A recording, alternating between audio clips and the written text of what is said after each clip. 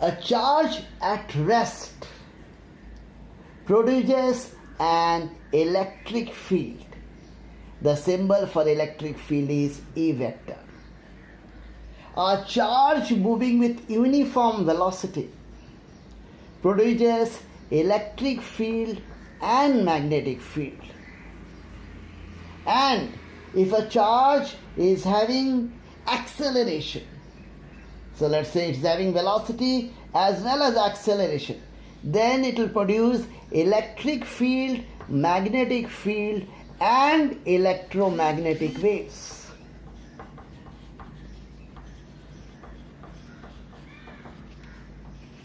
So this is very important. When a charge is at rest, it produces only an electric field. A charge moving with uniform velocity produces electric field and magnetic field. So magnetic field is produced by a moving charge. And when the charge accelerates, it also produces electromagnetic waves. Charge is a scalar quantity. It is of two types, plus and minus. But charge is a scalar quantity. Charge is quantized.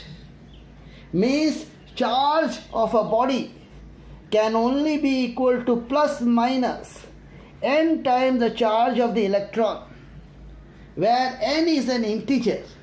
Okay, n here is a positive integer. So n cannot be a fraction.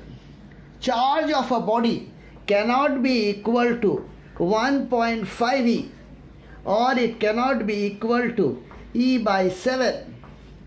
Charge cannot be equal to 1000 e by 7. Okay, so any fraction of charge of electron we do not have. Now somebody may ask you, protons and neutrons are made up of quarks, 3 quarks each, which have a charge of plus minus e by 3 and plus minus 2e by 3. Then how this is possible? Because charge cannot be the fraction of the charge of an electron. This is possible because quarks have not been isolated.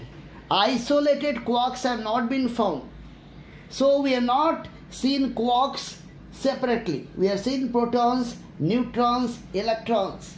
And protons and electrons have a charge which has a magnitude of the charge E, charge of an electron. Therefore, we still believe that the quantum of charge is E, charge of an electron, and this quantum of charge is 1.6 into 10 to the power minus 19 coulomb.